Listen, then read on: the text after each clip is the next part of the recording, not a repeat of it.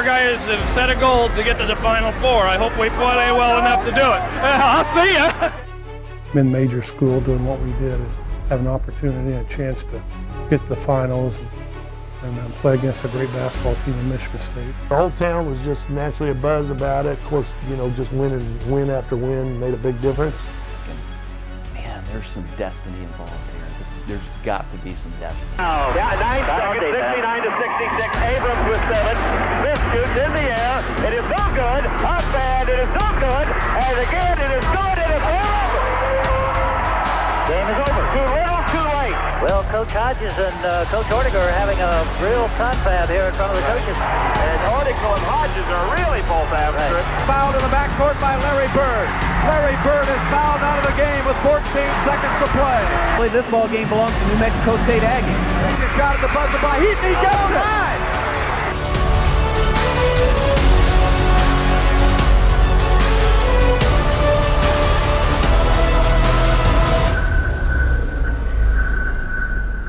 I'm gonna go out. We're here now, and you never did say we get here, so we're gonna do it. Well, you're really showing me a great game.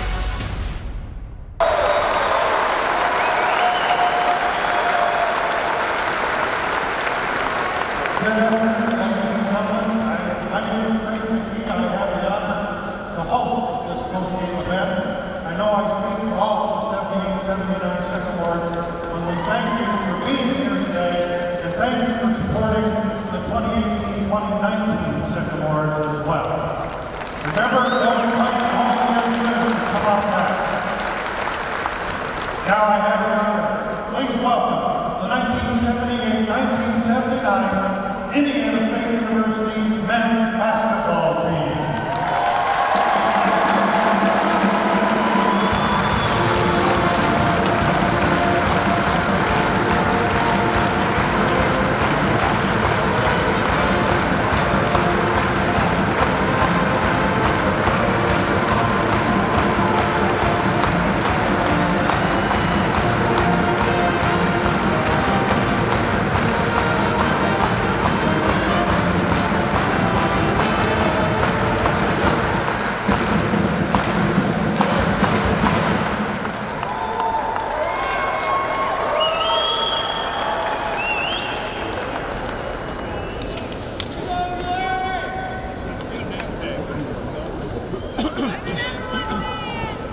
It only took 30 seconds to get organized.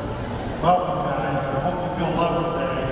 This has been a great turnout, and I know Brad Wiley and Kathy have been involved in planning this, but I know you're grateful to all of these people for helping you remember a great time with everyone.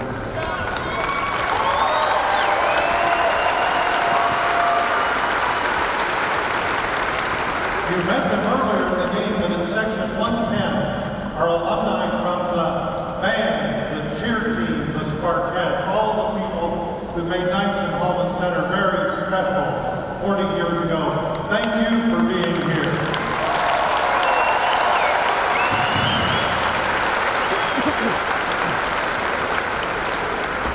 I will invite your attention to the video screen as we remember some who were with us 40 years ago and who have since died. As we remember them and their family members today in gratitude for their association with this team. Please direct your attention to the screen.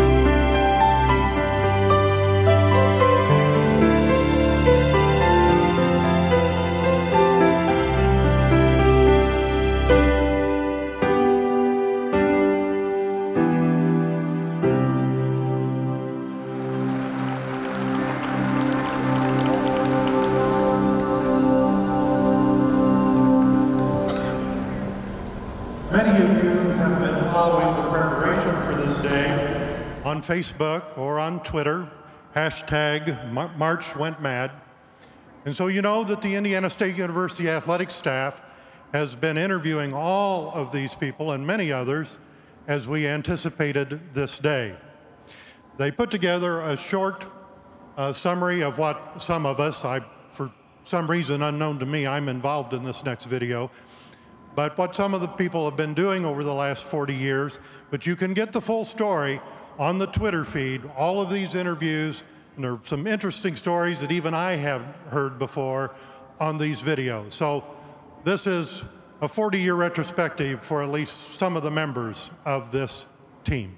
Number 23 at guard, 6'2" sophomore from Warsaw, Indiana, Steve Reed. I went on, got my master's in health administration from IUPUI, and so most all my career has been in hospital administration and hospital and healthcare consulting. Right now I work for a company called Youth Opportunity Investments. We have long-term residential facilities for youth in about 5 states. So my background's been healthcare.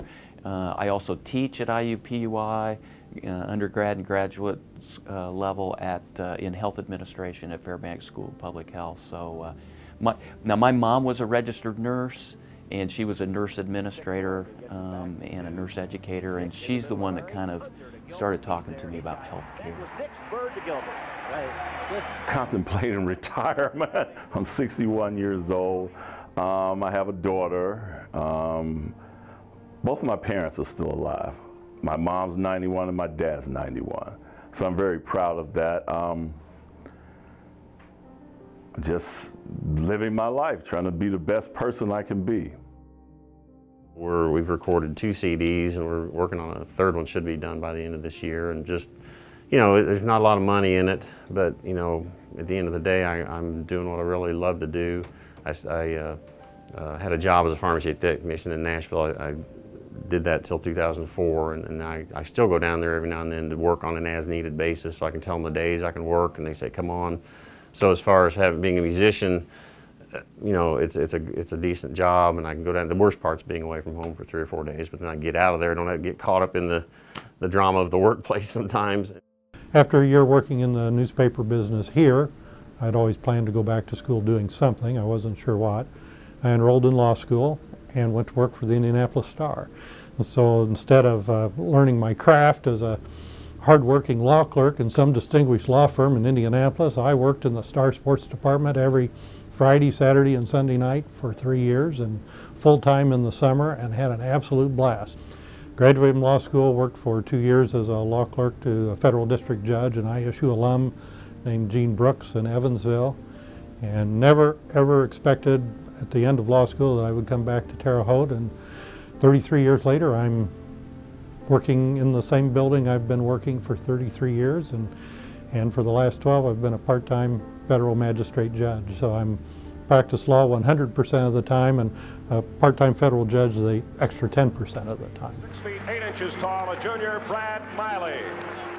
I've been in the beverage alcohol business for starting my 30th year, and been in Terre Haute all 29 years, and I actually played overseas 5 years in Australia and Iceland, and so when I came back, got a job with the current company, Southern Wine and Spirits, and probably got about 5 left before I retire, and got my wife Kathy, and I got 2 boys. I got one here in town who gave me 2 granddaughters, and I got a younger son in St. Louis, so they're both doing well, and just kind of nice to have my family around here.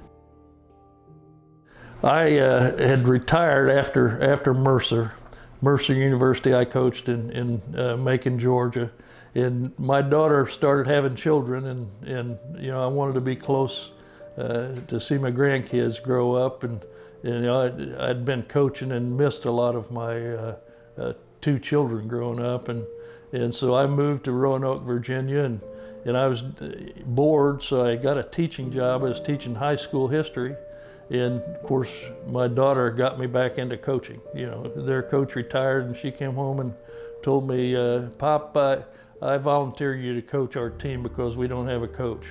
And so I coached high school and taught, and then finally retired from that when my daughter moved to North Carolina and then Florida.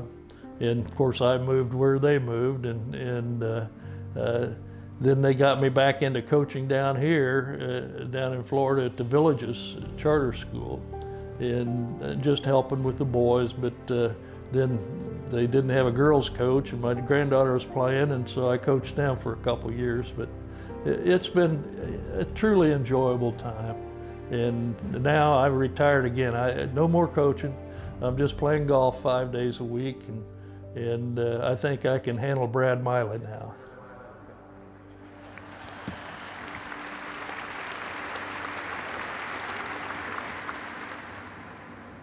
So do you and Miley have a match set up so that we can work on that? No, but the last time they played, I took them to the Ladies PGA National, and Kathy beat us both. Okay, right.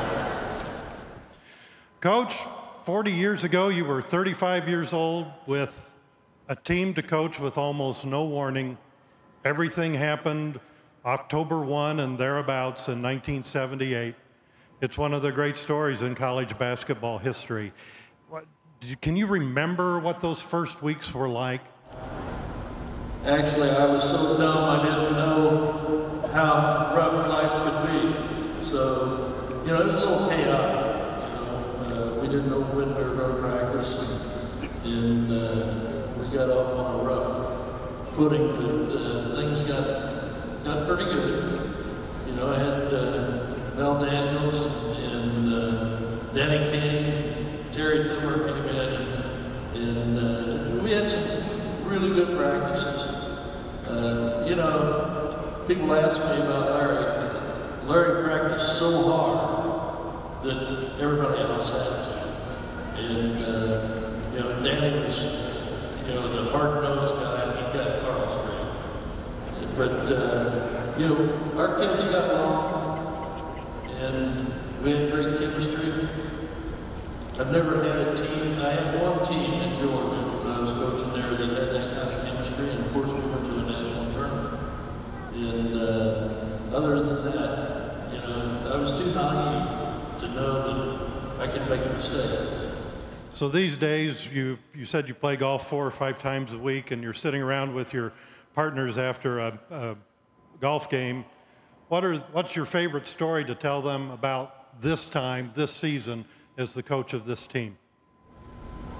They all want to know all the scuttlebutt, you know. You tell them, they want to know about the Bobby Heaton shot, because everybody had seen it on YouTube and so forth. And I said, well, you got to remember now, you know, when Brad got that rebound through to Bobby, you know, at that time we said, Bobby shot up, the good Lord put it in. And Larry was on the bench, he had fouled Cormier. That was his last foul. So that was our leading scorer, leading rebounder. Carl was on the bench, our second leading scorer. Alex was on the bench, our second leading rebounder. So who played in the overtime? Raise your hand. All right. Here's the key. Mel and I talked about it. We put Eric Curry in to get the tip. Then I had the tip overtime. And, you know, told the guys, you know, we ran a motion offense, and all right, we're gonna pass the ball until we get a great shot. No time, no shot clock. And we passed the ball probably 6 or 7 times, and Brad Miley shoots a 15-footer. Nothing but net.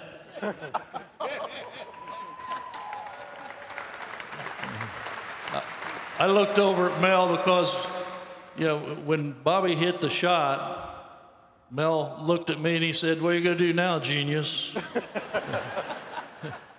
And I looked at Mel when Brad hit that shot. I said, we're winning this game. And, you know, the second miracle. Yeah. Rich Nimchek and Eric and Bobby and Leroy, and, you know, they just went out there and refused to lose. You know, they didn't know we could be beat. Hand off to that young man behind you, Steve Reed. Steve was Mr. Steady. I mean, Steve was, he didn't make turnovers.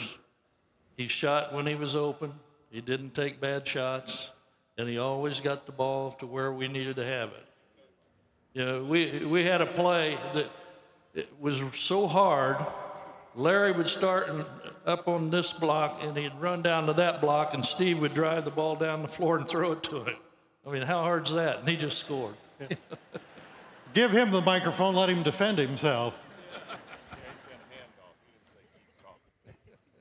Steve Reed. I think that's what my coach wanted me to do, as I recall. Yeah. But, in some of the interviews you did leading up to today, you were one of those who said you were fortunate to be here at a time when Indiana State athletics was really enjoying a tremendous period. Share a little bit about what it was to be on this campus at that time. Well, I'll start out by saying I'll never forget the last time I feel like I was kind of in this setting. It was March 27th of 1979 with these guys, and it was probably the biggest welcome back party any of us had ever attended. So I'll never forget that. But since 1979, I think ISU athletics have had a number of great athletes. They've had some great sports programs, men and women. But when I think back to the late 70s and maybe even early 80s, here's what I think about. And I don't have much time, so I'm only going to name a few athletes that I think of. But in football, Tunch Ilkin, who played professionally, starting lineman for the Pittsburgh Steelers. In golf, Rick Fernandez, heck of a golfer. If not for a freak accident, he might have been playing golf professionally on the tour. In baseball, so many different great players, but I'm going to mention my good friend Brian Dorsett, who played in the major leagues for a number of years. And then two athletes I want to say just a few words about. One in gymnastics was Kurt Thomas. And in 1977, Kurt won the parallel bars and the all-around competition in the NCAA gymnastics tournament and helped ISU to the championship that year. In 1979, Kurt won the horizontal bars, the parallel bars, and the all-around competition in the NCAA gymnastics tourney. And that same year, he won a record 6 medals in the World Gymnastics Championship and the Sullivan Award, which is given every year to the Amateur Athlete of the Year. And something that stood the test of time is the Thomas Flare on the pommel horse, so he created that. Wrestling, Bruce Bumgardner, as an ISU heavyweight wrestler, Bruce was runner-up twice in the NCAA tournament and then was the heavyweight champion in 1982. Bumgardner won 4 Olympic medals, a bronze, a silver, and 2 gold. And in total, Bruce Bumgardner won 5 international wrestling titles, placing him second all-time in USA wrestling history. Right. And, oh, by the way, he was the 1995 Sullivan Award winner. Yep. So I'd like to conclude my remarks just to say, as great as those guys were, Larry the Legend is the only person in the history of the NBA to be named Most Valuable Player, Coach of the Year, and Executive of the Year.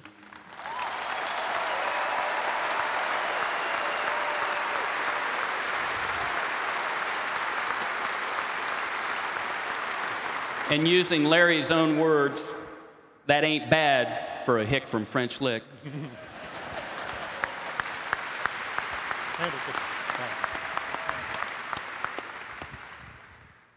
I didn't know we were going to run the New Mexico State shot 10 times today because we're going to run it again. It's such a source of joy. There are people in Terre Haute who had turned off their televisions and gone to bed. It looked grim. But those who stayed tuned in had a thrill. I'm afraid if we show it again, it will rim out and it's going to destroy a lot of history. But one more time, New Mexico State. Harry Curry is coming into the lineup to replace Alex Gilbert, who has fouled out. Webb's free throw is in the air, and he missed it, and Miley has it with 2 seconds. Heaton half the length of the court. Got it! And it's tied! He made it! He made the shot! I don't believe it! From half, and it's tied! It is tied! He shot it over the center line! I don't believe it! Oh, my! We thought about using the New Mexico State broadcast because in the run-up to the play, they're talking about, doesn't look like the Sycamores are going to be undefeated now. And I think the crowd was chanting 18-1, was that? So what's your side of the story? Had you practiced this at all? Well, no, not really, but I have to confess I did not call bank. But no, it's, well, you know, things just had to fall in place as far as with Greg Webb had to miss the shot, and Brad got the rebound and made a perfect pass to me, and all in one motion turned and shot the ball. But when the ball was about halfway to the goal, it looked like it was going to go over the bankboard. But when the ball went in, you know, the crowd was just stunned, and my former teammates, my teammates at the time, you know, we hung in there and we won in overtime. But as I've told people that, you know, when New Mexico State would hit a basket in overtime, you know, the crowd just was out of it. They didn't clap much and that type of thing. But it was, but we hung in there, and what really made the shot, to complete the shot, is that we were able to win in overtime. So that was quite special. But a lot of people still talk about it today, but it was something I'll never forget. So the next day, you fly to Tulsa, and you have a shoot-around, and everybody takes a turn? Everybody takes a turn, and we were repeating that shot. Yeah, we weren't over at the side, but we were right in the middle of the court, and everybody shot and missed, except one guy who happened to be 6'9" and blonde-headed, who hit it.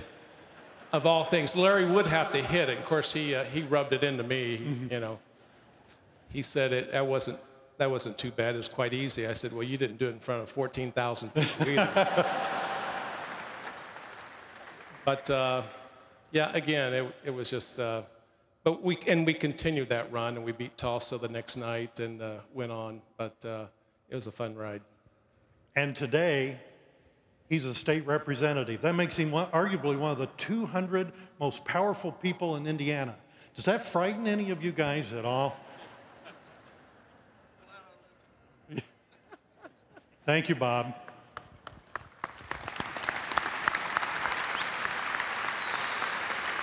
Coacher.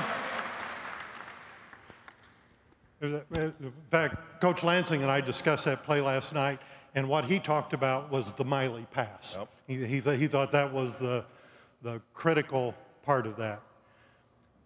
Greg, is all of this still relevant today in your world? Is this something that is part of what you talk to prospective players about? Without a doubt. Without a doubt. I look at it, this team probably did more for a community than any team in any sport at any level.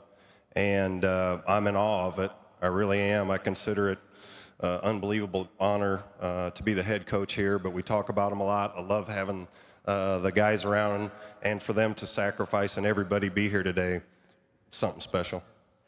But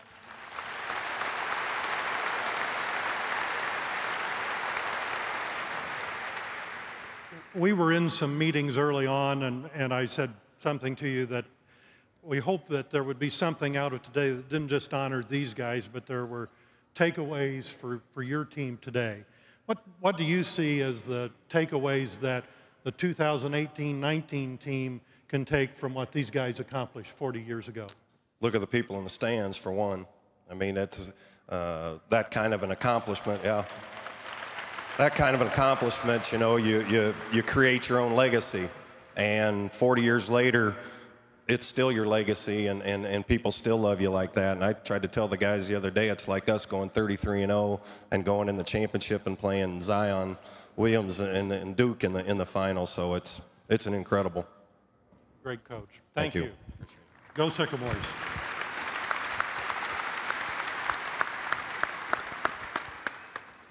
So Alex Gilbert, we were in the great cathedral of college basketball, Allen Fieldhouse in Lawrence, Kansas, seated 15,000 people then and now, still one of the great arenas in college basketball. And you have this moment where you have this dunk that just sets the arena on fire. We'll watch it on video. The Sycamores handled Tech, keyed by a 20-point spurt midway through the first half. It was an amazing Alex Gilbert slam dunk, which sparked the team at Allen Fieldhouse in Lawrence, Kansas.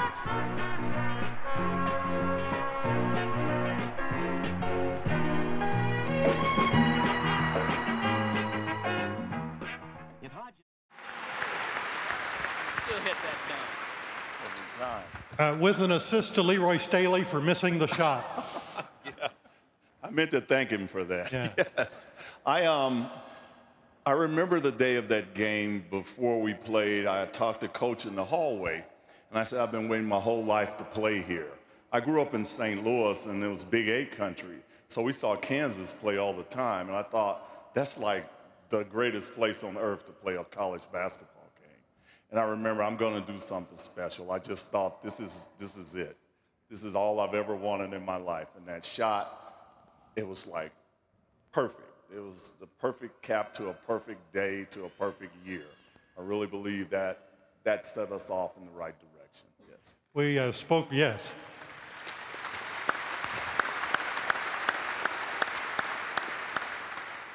When I asked you earlier today, what memory rests with you, what game rests in your mind, even today, 40 years later, it wasn't that one, though. No, it wasn't. Which game is the one that's the most unforgettable for you? Playing Arkansas for the right to go to the Final Four. It was undoubtedly probably one of the greatest college basketball games ever played. It was nip and tuck the whole game. It was a war.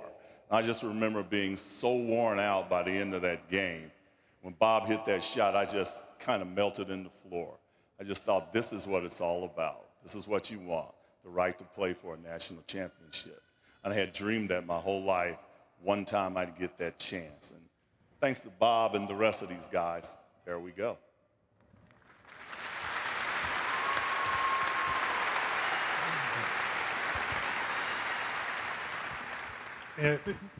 There are some people who were at Cincinnati. That was our great moment because Riverfront Coliseum was filled with people from Terre Haute and Indiana State alumni to support.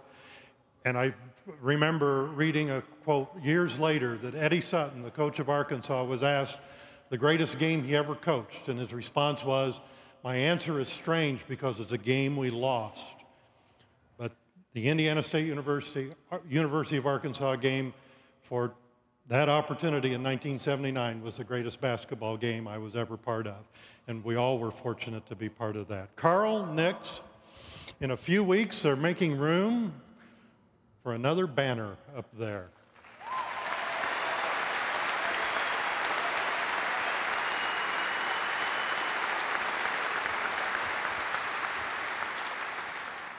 As I told you last night, I wish Coach Klee could be here today.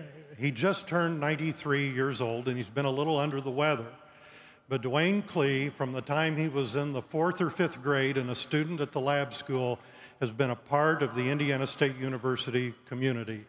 And of course, your teammate is up there. You're joining a pretty special group of people.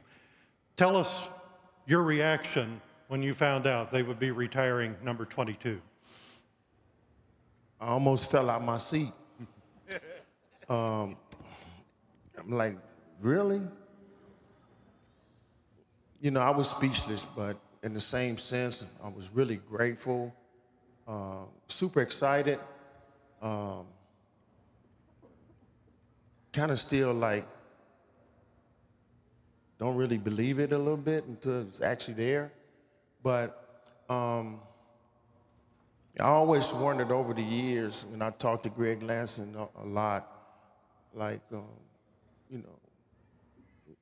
because I was doing some college scouting and stuff, and I always look up in the Raptors and see these guys up there, and I'm like, man, what did he do to get his jersey retired? I used to kill him. and what did he do? Oh, man. And so, you know, I just kind of like, hey, coach, man, what's the criteria, you know, to get someone? And he kind of investigated and stuff like that.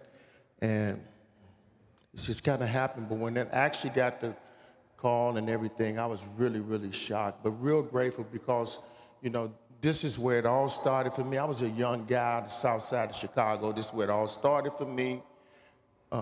This is where my identity was created, Mr. Intensity. You know, so this is it for me. It made me who I am, and I'm forever appreciative. And when I go up there, man, that's going to be something special for me. Y'all come back. We'll be here in February to honor Carl.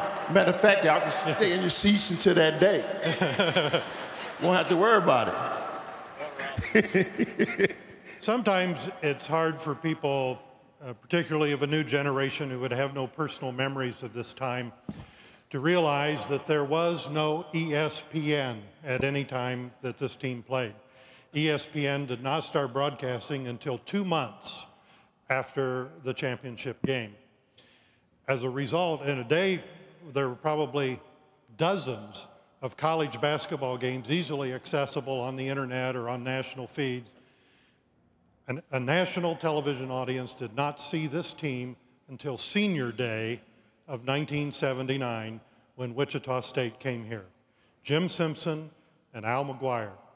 Ed McKee and I spent the afternoon before with Simpson and McGuire trying to give them some thoughts about what they would say. And that's when we shared we had just published a game program where we somehow compared Larry Bird to Halley's Comet, which was probably a dumb thing to do, but it was the kind of thing that McGuire loved. And this is how they opened the show. The subject of, this is bird country. Oh, this is bird watching country, but this is a rare bird. There's a meteor called Halley's Comet that appears once every 76 years. And that's what they call him down here, is Halley's Comet.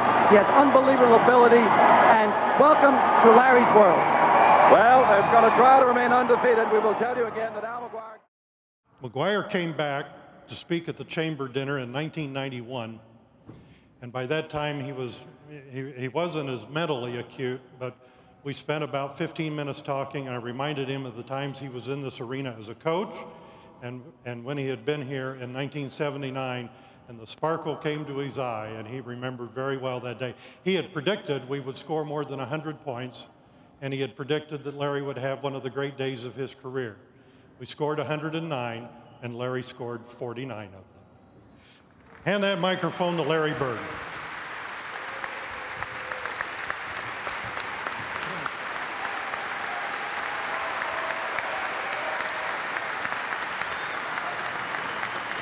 Thank you.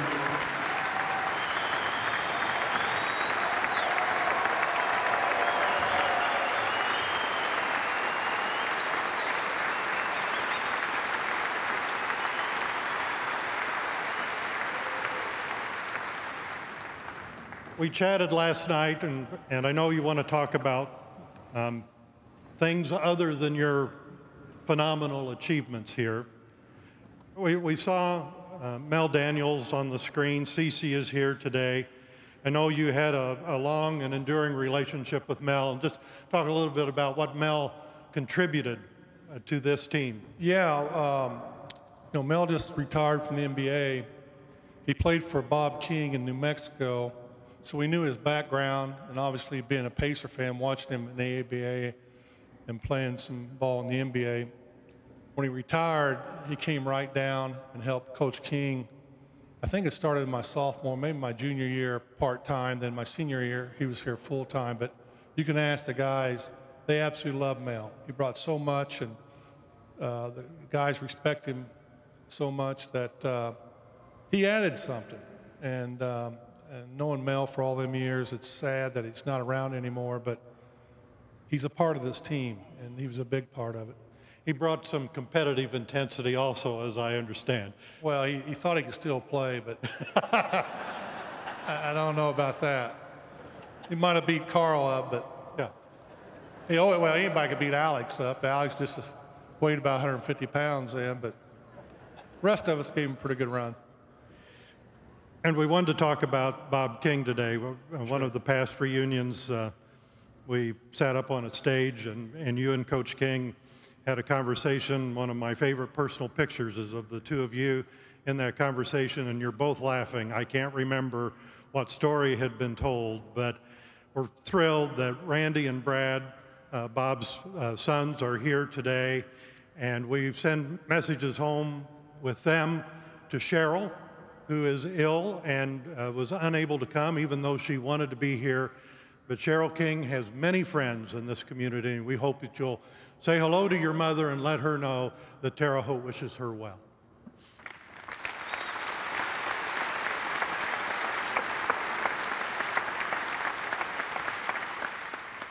Bob King was an important person in your life. Well, he's a very special man and great coach, great to play for. But the one thing I couldn't understand, we have a game at home, and of course some of my buddies jump in my car, and Bob King would follow me home.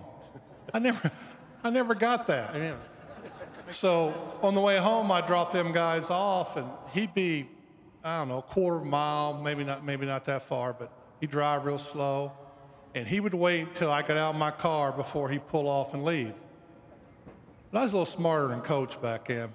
I go inside and wait till on the other side till he went by, and I get back in my car and go out. I mean, that's who we were. We were college students. But as far as coaching, he was a special man, special coach. He was high-strung when the game started, but off the court, he was the best. And I know some of these guys really didn't know him that well because most of them come from junior colleges, but the team that he put together, you got to remember that there was just a couple guys left over after my junior year, I guess in '78, and his staff put together a bunch of guys come in, Leroy and Rich and all of them, and obviously Carl was a big piece of that coming back from junior college, and you know we showed the world that we could win a lot of games despite the coaching.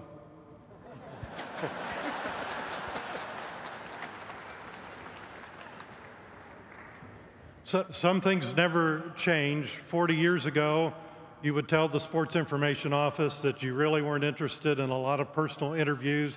You'd be happy if the media talked to your teammates. Last night, we talked to you about media availability. You said, have them talk to my teammates. I'll give you a chance to talk about your teammates and what made this team special. It's like any sport you play in. You can't do it yourself. You've got to rely on other people, not only the coaches, but your teammates and really whoever's involved, the doctors or whatever. But every level that I play in, that I had success in, I had great teammates. Guys that knew the role, come to play every day, come to get better every day. And it's not just in sports, it's in life in general, that if you give your best and the people around you give your best, good things are going to happen. I believed in that as a young kid. It was instilled in me through my Jim Jones, which coaches from 7th grade on. He would tell us every day, trust one another, believe in yourself. And I've been fortunate in every area I've been in that I've had good people around me. I mean, you just look at this team, you knew Bobby Heaton was our 6th man. You knew Leroy was going to come in. You knew Carl was going to shoot it every time he got it. You knew Brad was never going to shoot it unless it was layup. And Alex, you give it to him around a basket, he's going to make something happen. I mean, it was a special team. Steve Reed knew where the ball should go. I mean, I think Steve knew that, like Coach said, he dribbled down there and throw it into me. Well, at that time, they wanted me to touch the ball every time down to make something happen. You got to remember that sometimes I was double and triple teamed in games. If you remember the Bradley game, they put 3 to 4 guys on me. And I wasn't going to pass the ball to Carl and the other guys. I mean, I think Carl had 30-some points that game, and I took 2 shots, was 2 for 2, and had, I don't know how many rebounds, but we win by 30. I mean, and you say these are good coaches? I mean, it don't make no sense to me, but whatever. We got the win and went home. But you got to have good people around you. You got to know your teammates, but, you got to work every day. And, some guys in college and even in the pro, they like what comes with that.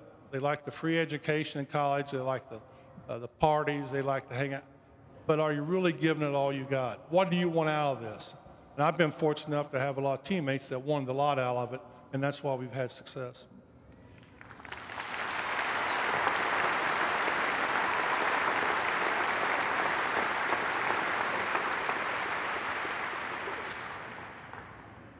I remember when you all came into this arena 40 years ago after flying home from Salt Lake City, the welcome that greeted you on the streets at the airport was someone said, will there be anybody at Holman Center? You thought everyone was out on the streets, and then you came in here and streams of toilet paper and signs and people who had waited hours to greet you. I remember the best line of that day that no one in sports information was smart enough to write came from Bob Ritter, who told that crowd, "You've treated us like kings. We're just sorry we couldn't bring the crown home." You've been treated like kings again today because the memory of your season and the impact it had on this community and this university endures. Indiana State University remains this important institution in the heart of the Wabash Valley. Its outreach to this community comes in many ways, but especially through the opportunity to get behind something and to cheer on a team like you represented. Thank you on behalf of all of these people.